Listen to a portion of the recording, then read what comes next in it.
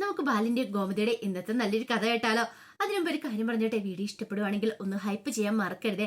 അങ്ങനെ ഇന്നത്തെ കഥയില് ഇന്ദിരാമ ധർമ്മനോട് പറഞ്ഞു, നിന്റെ ഭാര്യ സുകന്യ ഉണ്ടല്ലോ, അവളാടാ എല്ലാത്തിനും കാരണം എന്ന് പറഞ്ഞു. അലോകിനെ അങ്ങോട്ടേക്ക് വിളിച്ചു വരുത്തിയത് അവളാന്ന് പറഞ്ഞു. അത് കേട്ട് കഴിഞ്ഞപ്പോ ധർമ്മന് സഹിച്ചില്ല. ധർമ്മം പറഞ്ഞ് ഞാൻ കാണിച്ചു കൊടുക്കുന്നുണ്ട്, ഇന്ന് ഞാൻ അവളെ വീട്ടിൽ നിന്ന് അടിച്ചിറക്കുമെന്ന് പറഞ്ഞു. അത് കേട്ടപ്പം ഇന്ദിരാ പറഞ്ഞു, അടിച്ചിറക്കാനോ? നീ എന്തൊക്കെയാടാ പറയണേ? അടിച്ചിറക്കേണ്ട കാര്യമൊന്നുമില്ല. ഒരു കാര്യം കേട്ട് കഴിഞ്ഞിട്ടുണ്ടെങ്കിൽ അത് ആ രീതി എടുക്കണം. പക്ഷെ ഒരു കാര്യമുണ്ട്, നീ ആരെ എന്താന്നൊക്കെ അവൾ അറിയണം. ഇത്രയും നാളത്തെ പോലെയല്ല, ഒരു ഭർത്താവിന്റെ അധികാരം എന്താന്ന് അവൾ അറിഞ്ഞേ തീരുവോളെന്ന് പറഞ്ഞു. നിന്നെ അവൾ ഇത്രമാത്രം ചതിച്ചല്ലേ, അപ്പൊ പിന്നെ നീ തിരിച്ച് ചോദിക്കണോടാന്ന് പറഞ്ഞു. അവളെ അടിച്ചിറക്കാനൊന്നും പോണ്ട, പക്ഷെ ഇരു ചെവി അറിയാതെ കാര്യങ്ങളൊക്കെ നീ നടത്തണമെന്ന് പറഞ്ഞു. എന്താ വേണ്ടെന്ന് വെച്ചിട്ടുണ്ടെങ്കിൽ, കാരണം ദേവമംഗലത്തുള്ള ആരും ഇതറിയാൻ പാടില്ല എന്ന് പറഞ്ഞു. ഇത് കേട്ടപ്പം ധർമ്മം പറഞ്ഞു, ഞാൻ ചെയ്തോളാമേ, എനിക്കറിയാം എന്ത് ചെയ്യണം എന്നുള്ള കാര്യങ്ങളൊക്കെ. ഇതങ്ങനെ ഞാൻ വെറുതെ വിടാൻ പോകുന്നില്ല. ഈ ധർമ്മൻ ആരാ എന്താന്നൊക്കെ ഞാൻ അവളെ കാണിച്ചു കൊടുക്കും. ഇത്രയും കാലം ഞാൻ ഒന്നും മിണ്ടാതെയും പറയാതെയും മുന്നോട്ട് പോയി, പക്ഷെ ഇനി എന്നെ കൊണ്ട് അതിന് സാധിക്കില്ല എന്ന് പറഞ്ഞു. അങ്ങനെ കട്ട കൽപ്പോടുകൂടി ധർമ്മം നേരെ ദേവമംഗലത്തേക്ക് ചെല്ലുവാണ്. ചെല്ലുമ്പോൾ സുകന്യ ഫോണൊക്കെ വിളിച്ചിങ്ങനെ ആസ്വദിച്ചിരിക്കുവാണ്. ധർമ്മം പാഞ്ഞു ചെന്നു. അവളുടെ ഫോൺ കയ്യിൽ നിന്ന് മേടിച്ചിട്ട് ഒറ്റയേറായിരുന്നു ആ ബെഡിലേക്ക്. അപ്പോഴേക്കും സുകന്യ ഞെട്ടിത്തിരിഞ്ഞു നോക്കി. എന്താ ധർമ്മയുടെ കാണിക്കണമെന്ന് ചോദിച്ചു. ഒറ്റ അടിയായിരുന്നു ആ കാരണം തീർത്ത്. സുകന്യ ചാടി എഴുന്നിട്ട് ചോദിച്ചു, നിങ്ങൾ എന്നെ തല്ലിയല്ലേ, ഞാൻ കാണിച്ചുതരാം, ഞാൻ ഇനി ഒരു നിമിഷം പോലും ഇവിടെ നിൽക്കില്ല എന്ന് പറഞ്ഞു. അപ്പോഴേക്കും അടുത്ത അടിയും കൂടെ കൊടുത്തു. സുകന്യ ബെഡിലേക്ക് വീണു. സുകന്യക്കാണെങ്കിൽ എന്താ ചെയ്യേണ്ടതെന്ന് പോലും അറിയണ്ടായിരുന്നില്ല. സുകന്യ എഴുന്നേറ്റിട്ട് പറഞ്ഞു, ഇനി ഒരു നിമിഷം പോലും ഞാൻ ഇവിടെ നിൽക്കില്ല, ഞാൻ ഈ വീട് വിട്ട് പോകാൻ പോകാന്ന് പറഞ്ഞ് ബാഗ് കയ്യിലേക്ക് എടുത്തു കഴിഞ്ഞപ്പോഴത്തേനും ധർമ്മം പറഞ്ഞു, പോടി, നീ ഇറങ്ങിപ്പോടി ഈ വീട്ടിൽ നിന്ന്, എത്രയും പെട്ടെന്ന് തന്നെ ഇറങ്ങിപ്പോണം. എന്റെ ജീവിതത്തിൽ നീ വേണ്ടാന്ന് പറഞ്ഞു. നിന്നെപ്പോലൊരു പെണ്ണിനെ ഞാൻ ഒരിക്കലും ആഗ്രഹിക്കുന്നില്ല, മര്യാദയ്ക്ക് ഇറങ്ങിപ്പോയിക്കോണമെന്ന് പറഞ്ഞു. അപ്പോഴേക്കും സുകന്യ ബാഗ് അവിടെ വെച്ചിട്ട് പറഞ്ഞു, ആഹാ, അങ്ങനെ ഞാൻ അങ്ങോട്ട് ഇറങ്ങിപ്പോകാൻ കൂട്ടാക്കുന്നില്ല. പോകുന്നതിന് മുമ്പ് ബാലേട്ടനോട് ഗോമതി ചേച്ചിയും കാര്യങ്ങളൊക്കെ ചോദിച്ചു മനസ്സിലാക്കിയിട്ടേ പോകുന്നുള്ളൂ. എന്നെ ഇവിടുന്ന് ഇറക്കി വിടുന്ന എന്തിനാന്ന് എനിക്ക് അറിയണമല്ലോ. അത് മാത്രമല്ല, ധർമ്മേണ്ണനെ തല്ലിയതിനും ഒരു പരിഹാരം ഉണ്ടാക്കിയിട്ടോ ഞാൻ ഈ വീട്ടിൽ നിന്ന് പോകുന്നുള്ളൂ, അല്ല ഞാൻ ഈ വീട്ടിൽ നിന്ന് പോകുന്നില്ലെന്ന് പറഞ്ഞു. അത് കേട്ട് കഴിഞ്ഞപ്പോ ധർമ്മം പറഞ്ഞു, ശരി, എങ്കിൽ നീ പരിഹാരം ഉണ്ടാക്ക്. ആദ്യം ഒരു കാര്യം ചെയ്യാം, ഞാൻ ബാലേട്ടനെയും ഗോമതി ചേച്ചിനെയൊക്കെ വിളിക്കാന്ന് പറഞ്ഞു. എന്നിട്ട് ഞാൻ അവരോട് പറയാം നീ ചെയ്ത എന്താന്നുള്ള കാര്യം. പറയട്ടെടിന്ന് ചോദിച്ചു. അത് കേട്ടപ്പോ സൂനിച്ച്, ഞാൻ എന്ത് തെറ്റിയെന്ന്? അവര് വന്ന് ഇപ്പൊ ഞാൻ പറയും, ആലോകിനെ ഈ വീട്ടിലേക്ക് വിളിച്ചു കയറ്റിയത് ആരാന്ന്, അനുവിന്റെ മുറിയിലേക്ക് കടത്തിവിട്ട ആരാന്നുള്ള കാര്യം ഞാൻ അങ്ങോട്ട് പറയട്ടേന്ന് ചോദിച്ചു. അത് കേട്ടപ്പോ സുകന്യ പ്രേതത്തെ കണ്ട അവസ്ഥയായി പേടിച്ചു വിറച്ചു പോയി. പിന്നീട് ചെന്താടി, നിനക്ക് അവരെ വിളിക്കണ്ടേ, ഞാൻ തന്നെ വിളിക്കാന്ന് പറഞ്ഞു. സത്യം പറയടി, അലോ ഇങ്ങനെ വീട്ടിലേക്ക് കയറിയെന്ന് ചോദിച്ചു. സുകന്യൊന്നും മിണ്ടിയില്ല. എനിക്കറിയാടി, അവന് വേണ്ടി വാതിൽ തുറന്നു കൊടുത്ത നീയാന്ന്. അപ്പൊ നിന്നെ വെറുതെ വിടുമെന്ന് നീ കരുതിയോ? പോയി വിളിച്ചോണ്ട് പാടി അവരോട് ഞാൻ കാര്യങ്ങളൊക്കെ പറയാം, എന്നിട്ട് നീ ഈ വീട് വിട്ട് പോയാൽ മതി എന്ന് പറഞ്ഞു. സുകന്യക്ക് തോന്നി പണി മൊത്തം പാളി എന്നുള്ള കാര്യം. ഇനിയിപ്പൊ എന്താ ചെയ്യേണ്ടെന്ന് അറിയത്തില്ല. പെട്ടെന്ന് സുകന്യ വന്ന് ധർമ്മന്റെ കാലിലേക്ക് കെട്ടിപ്പിടിച്ച് കരയാണ്. എന്നിട്ട് പറഞ്ഞു, ധർമ്മേട്ട, എനിക്ക് മാപ്പ് തരണം, എന്നോട് ക്ഷമിക്കണം എന്ന് പറഞ്ഞു. ക്ഷമിക്കാനോ? ഈ ജന്മം നിന്നോട് ക്ഷമിക്കില്ല. ദേവിയുടെ വയറ്റിൽ വളരുന്ന കുഞ്ഞിനെ നീ ഇല്ലാതാക്കിയത്. ധർമ്മേട്ട, ഞാൻ അറിഞ്ഞുകൊണ്ട് ഒരു തെറ്റും ചെയ്തിട്ടില്ലെന്ന് പറഞ്ഞു. തെറ്റ് ചെയ്തിട്ടില്ലെന്നോ? പിന്നെ നീ എന്താടി ചെയ്തു വെച്ചത്?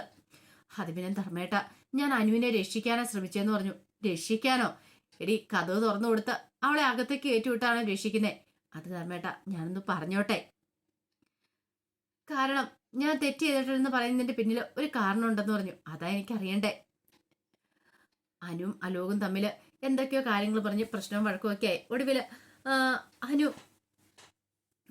അലോകിനെ കുറെ ചീത്ത പറഞ്ഞു തല്ലുമൊക്കെ ചെയ്തു. അപ്പൊ അതിന്റെ വാശി തീർക്കാനായിട്ട് അനു തന്നോട് ക്ഷമിച്ചില്ലെങ്കിൽ താൻ ദേവമംഗലത്ത് വന്ന് ആത്മഹത്യ ചെയ്യുമെന്ന് പറഞ്ഞു. കൈഞ്ഞരമ്പ് മുറിച്ച് ആത്മഹത്യ ചെയ്യുമെന്ന് പറഞ്ഞു. കത്ത് എഴുതി വെക്കുമെന്നൊക്കെ പറഞ്ഞോണ്ട് അലോകിരുന്നേ. പക്ഷെ ആ സമയത്ത് എനിക്കതല്ലാതെ വേറെ നിവൃത്തി ഉണ്ടായിരുന്നില്ല. അപ്പം അനു ഒരു ക്ഷമ പറഞ്ഞു, സോറി പറഞ്ഞില്ലെങ്കിൽ, അല്ല, അനുവിന്റെ മുന്നിൽ അലോക് സോറി പറയാൻ വേണ്ടി വന്ന. പക്ഷേങ്കില് ക്ഷമിച്ചെന്നൊരു അനു ഒരു വാക്ക് പറഞ്ഞില്ലെങ്കിൽ അവൻ ഇവിടുന്ന് പോകത്തില്ല എന്നും പറഞ്ഞു നിന്നു. പക്ഷെ ആ സമയത്താണ് ദേവി അങ്ങോട്ടേക്ക് വന്നതും കാര്യങ്ങളൊക്കെ പ്രശ്നത്തിലായതും. ഒരു പക്ഷേങ്കില് ഈ പറയുന്ന അലോക് അങ്ങനെ എന്തെങ്കിലും കാണുകയും ചെയ്തായിരുന്നെങ്കിൽ, ആത്മഹത്യ ചെയ്തായിരുന്നെങ്കിൽ നാട് ഒട്ടക്കറിയില്ലായിരുന്നോ? നാട്ടുകാരെല്ലാം അറിഞ്ഞു കഴിഞ്ഞിട്ടുണ്ടെങ്കിൽ അത് പ്രശ്നമാവില്ലായിരുന്നോ എന്ന് ചോദിച്ചു. പിന്നെ നമ്മുടെ അനുവിന്റെ ജീവിതം നശിച്ചു പോകത്തല്ലേ ഉള്ളൂ. അതുകൊണ്ട് മാത്രമാണ് ഒരു പക്ഷെ അങ്ങോട്ടും ഇങ്ങോട്ടും പരസ്പരം പറഞ്ഞാൽ തീരാവുന്ന പ്രശ്നമുണ്ടെങ്കിൽ സംസാരിച്ച് തീർക്കട്ടെ എന്ന് ഞാൻ കരുതിയെന്ന് പറഞ്ഞു. ധർമ്മൻ എന്ത് ചെയ്യണമെന്ന് അറിയില്ല. ധർമ്മനോട് ഇരിക്കണം. അപ്പോഴേക്കും സുകനെ നോക്കി ധർമ്മം വിശ്വസിക്കുന്നുണ്ടെന്ന് മനസ്സിലായി. അല്ല ഞാനിവിടെ തെറ്റുകാരിയായിട്ടൊന്നുമല്ല. ഇനി വേണമെങ്കിൽ ധർമ്മേൻ എന്നെ തല്ലാൻ കൊല്ലാം എന്ത് വേണേലും ചെയ്യാന്നൊക്കെ പറയാണ്. ധർമ്മനാണെങ്കിൽ ആകെപ്പാടെ ബുദ്ധിമുട്ടായിപ്പോയി. എന്ത് ചെയ്യണമെന്ന് പോലും അറിയണ്ടായിരുന്നില്ല. കുറച്ച് കഴിഞ്ഞപ്പോൾ ധർമ്മൻ നേരെ അനുവിന്റെ മുറിയിലേക്ക് ചെല്ലുവാണ്. അനു ആകെപ്പാടെ പേടിച്ചുപോയി. പെട്ടെന്ന് അനുവിനോട് പറഞ്ഞു, പേടിക്കൊന്നും വേണ്ട, ഞാൻ നിന്നെ വഴക്ക് പറയാനോ തല്ലാനോ ഒന്നും വന്നല്ലെന്ന് പറഞ്ഞു. പിന്നീട് അനുവിന്റെ അടുത്ത് നിന്നിട്ട് പറഞ്ഞു, എനിക്കറിയാം സത്യങ്ങളൊക്കെ. മോളല്ല അലോകിനെയും മുറിയിലേക്ക് വിളിച്ചു വരുത്തിയെന്നുള്ള കാര്യങ്ങളൊക്കെ എനിക്കറിയാന്ന് പറഞ്ഞു. അതൊന്നും ഓർത്ത് മോള് വിഷമിക്കൊന്നും വേണ്ട കേട്ടോ എന്ന് പറഞ്ഞു. ഈ സമയത്ത് വല്ലാത്തൊരു വിഷമത്തിലായിരുന്നു അനു. അപ്പോഴേക്കും പറഞ്ഞു, മോൾ എന്തിനാ ഇങ്ങനെ സങ്കടപ്പെടുന്നേ? മോള് ധൈര്യമായിട്ടിരിക്കുക, മോൾക്ക് ഒരു പ്രശ്നം ഉണ്ടാകത്തില്ല. പിന്നെ ഒരു കാര്യമുണ്ട്, നീ എന്തിനാ ഇതൊക്കെ ചെയ്തതെന്ന് മാത്രം അറിയത്തില്ലാത്തുള്ളൂ. ഇതിന്റെ ഒക്കെ ആവശ്യം ഉണ്ടായിരുന്നോ? നിനക്ക് അറിയാവുന്ന കാര്യമല്ലായിരുന്നു മോളെ. ദേവമകളും കൃഷ്ണമകളും തമ്മിലുള്ള ശത്രുതയെ പറ്റി അതിനേക്കാളുപരി ആ ലോകം എന്താ ഏതെന്നൊക്കെ അറിയായിരുന്നല്ലോ. അവന്റെ സ്വഭാവമൊക്കെ അറിഞ്ഞിട്ട് നീ എന്തിനാ അവന്റെ വലയിൽ പോയി വീണേന്ന് ചോദിച്ചു. അത് പിന്നെ മാമ ഞാന് മോളെ ഇനിയിപ്പോൾ അതിനെക്കുറിച്ച് പറഞ്ഞിട്ടൊന്നും ഒരു കാര്യമില്ലെന്നറിയാം. എന്നാലും മാമ ശരിക്കും പറഞ്ഞിട്ടുണ്ടെങ്കിൽ അലോക് എൻ്റെ ഇഷ്ടമാണെന്ന് പറഞ്ഞ് പുറകെ വന്നു കഴിഞ്ഞപ്പോൾ ഞാൻ അലോകിനെ മൈൻഡ് ചെയ്ത് പോലുമില്ല. പിന്നീട് എപ്പോഴും എൻ്റെ മനസ്സിലാവും കടന്നുകൂടി. അതിനുശേഷമാണ് എൻ്റെ അമ്മയെ കൊലപ്പെടുത്താൻ ശ്രമിച്ചതെന്നുള്ള കാര്യങ്ങളൊക്കെ അറിഞ്ഞ്. അതൊക്കെ അറിഞ്ഞു കഴിഞ്ഞപ്പോഴത്തേനും എനിക്ക് ഒട്ടും സഹിക്കാൻ പറ്റിയില്ല മാമ. എനിക്ക് ആകെപ്പാട് സങ്കടമായിപ്പോയി. എന്ത് ചെയ്യാൻ പറ്റും? എൻ്റെ അമ്മയെ കൊന്നവനെ ഞാൻ പിന്നെ സ്നേഹിക്കണമായിരുന്നോ? എനിക്കാണെങ്കിൽ ദേഷ്യവും സങ്കടമായി. ഒടുവിൽ അവന് ഇവിടേക്ക് കയറി വന്നത്. അതൊക്കെ എനിക്കറിയാം മോളെ, നീ വിഷമിക്കൊന്നും വേണ്ട. അതെ, ഇനി നീ പഴയതുപോലെ ഒന്നും ആയിരിക്കില്ല. നന്നായിട്ട് പഠിക്കണം. ഇപ്പൊ നിനക്ക് പഠിക്കാനുള്ള സമയമാണ്. നീ നന്നായിട്ട് പഠിച്ച് നല്ലൊരു ജോലിയൊക്കെ വാങ്ങണം. അതല്ല മാമ, എന്റെ നേർക്ക് പോലും അച്ഛനും അമ്മയും നോക്കുന്നില്ല. എന്നെ അത് വല്ലാതെ വേദനിപ്പിക്കുന്നുണ്ടെന്ന് പറഞ്ഞു. അതെനിക്ക് മനസ്സിലാവും. ഒരു പക്ഷെ ഇപ്പൊ നീ തെറ്റൊന്നും ചെയ്തിട്ടില്ലെന്ന് പറഞ്ഞ് അവരുടെ അടുത്തേക്ക് എന്നിട്ടുണ്ടെങ്കിൽ അവരത് വിശ്വസിക്കാനും പോകുന്നില്ല. എനിക്ക് നിന്നെ മനസ്സിലാവുന്നുണ്ട്. പക്ഷെ നീ അവർക്ക് വേണ്ടി ചെയ്തു കൊടുക്കേണ്ട ഒരേ ഒരു കാര്യം എന്ന് പറഞ്ഞാൽ നന്നായിട്ട് പഠിക്കണം, നല്ല മാർക്ക് മേടിക്കണം. അങ്ങനെയാണ് അവരുടെ മനസ്സ് മാറ്റിയെടുക്കേണ്ടതെന്നൊക്കെ പറഞ്ഞ് കുറച്ച് ഉപദേശങ്ങളും കാര്യങ്ങളൊക്കെ കൊടുക്കുന്നുണ്ട്. അങ്ങനെ കുറെ സമയം കഴിഞ്ഞ് കഴിഞ്ഞപ്പോഴത്തേനും ഗോമതി സിറ്റൗട്ടിലേക്ക് ഇറങ്ങി വരുമ്പോഴാണ് ഒരു ഓട്ടോറിക്ഷ വന്നിരിക്കുന്നത്. ഓട്ടോറിക്ഷയ്ക്കകത്തുനിന്ന് ഉദയഭാനു ഇറങ്ങണം. ഉദയഭാനുവിനെ കണ്ടതും ഗോമതി ഒന്നും ഞെട്ടിപ്പോയി. അകത്തേക്ക് കയറി ഓടിച്ചെന്നിട്ട് ബാലിനോട് പറഞ്ഞു, ബാലേട്ട ഉദയഭാൻ സാർ വരുന്നുണ്ടെന്ന് പറഞ്ഞു. അങ്ങനെ ഉദയഭാനു ഭയങ്കര സന്തോഷത്തോടെ അകത്തേക്ക് കയറി വരുവാണ്. കയറി വന്നിട്ട് ബാലയോട് ആഹാ ബാലിനിവിടെ ഉണ്ടായിരുന്നോ? എന്താ ബാല എന്തു പറ്റി? പഴയതുപോലെ ഒന്നും അല്ലല്ലോ. ബാലൻ എന്നെ വിളിക്കാറ് കൂടി ഇല്ലല്ലോ. ഓ ഇനിയിപ്പോ ഗോമതി സ്റ്റോഴ്സ് പുതുക്കി പണിയാൻ തുടങ്ങിയോന്ന് ചോദിച്ചു. അപ്പോഴേക്കും ബാലൻ പറഞ്ഞില്ല. അതെന്ത് പറ്റി? പെട്ടെന്ന് തന്നെ പുതുക്കി പണിയെന്നൊക്കെ പറഞ്ഞാണല്ലോ. അല്ല ഞാൻ സാറിനോട് പറഞ്ഞിട്ടുണ്ടായിരുന്നല്ലോ, അതിന് പ്ലാനിങ്ങിലും കാര്യങ്ങളും കുറച്ചൊരു പ്രശ്നങ്ങളും കാര്യങ്ങളൊക്കെ ഉണ്ട്. അതുകൊണ്ട് സാവകാശം പണിതാൽ മതി എന്ന് കരുതി. ഓ അങ്ങനെയാണല്ലേ, ആയിക്കോട്ടെ സാവകാശം പണിതാൽ മതി. എന്തേ ദേവിമോൾ എന്തേന്ന് ചോദിച്ചു. അപ്പോഴേക്കും ഗോമതി പറഞ്ഞു അകത്തുണ്ടെന്ന് പറഞ്ഞു. ആ സമയത്താണ് ധർമ്മനും കൂടെ വരുന്നത്. ആ ധർമ്മനും ഇവിടെ ഉണ്ടായിരുന്നോ? എല്ലാരും ഉണ്ടല്ലോ, എല്ലാരെയും കാണാൻ പറ്റില്ലോ എന്നൊക്കെ പറഞ്ഞു. അതിനുശേഷം താൻ കൊണ്ടുവന്ന കവറിനകത്തുനിന്ന് ഒരു ചെറിയ പാക്കറ്റിങ് എടുക്കുകയാണ്. ഇതെന്താണെന്നറിയോ? നല്ല കുങ്കുമപ്പൂവാ. ഈ കുങ്കുമപ്പൂ പാലിനകത്ത് ചേർത്ത് കൊടുത്തിട്ടുണ്ടെങ്കിലേ ദേവമ്മളുടെ വയറ്റിലെ കുഞ്ഞിന് നല്ല സൗന്ദര്യം ഉണ്ടാവും എന്നൊക്കെ ഇങ്ങനെ ഓരോന്ന് പറഞ്ഞുകൊണ്ടിരിക്കുക.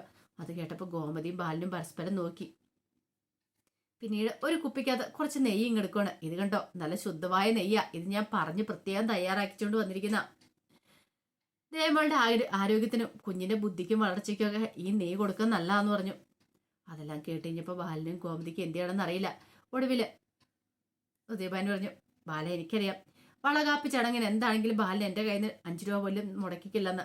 പക്ഷെ അതൊന്നും അല്ല കേട്ടോ, ഈ വളകാപ്പ് ചടങ്ങ് നമ്മൾ അതിഗംഭീരമായിട്ടൊക്കെ നടത്തുമെന്ന് പറഞ്ഞു. അപ്പോഴേക്കും ഗോമതിയുടെ മനസ്സിലേക്ക് പല പല ചിന്തകളും വരുവാണ്.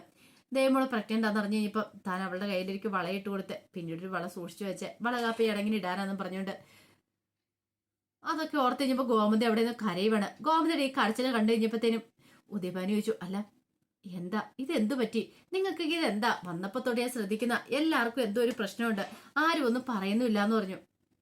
ആ സമയം ബാലൻ പറഞ്ഞു, അത് പിന്നെ ഉദയഭാനു സാറേ കാര്യം എന്താ വെച്ചാൽ പറ. ഗോമതി വീണ്ടും കരയുവാണ്. പിന്നീട് ഗോമതി പറഞ്ഞു, സാറിനോട് ഞങ്ങൾ ആ കാര്യങ്ങളൊക്കെ നേരത്തെ പറയേണ്ടതായിരുന്നു, പക്ഷെ പറയാൻ പറ്റിയില്ല, ഇനിയാളും പറയാതിരിക്കാൻ പറ്റില്ല എന്ന് പറഞ്ഞു. അങ്ങനെ ഗോമതി ഒടുവിൽ ആ സത്യം പറയണ. അതെ ശ്രീദേവിയുടെ വയറ്റില് കുഞ്ഞില്ല.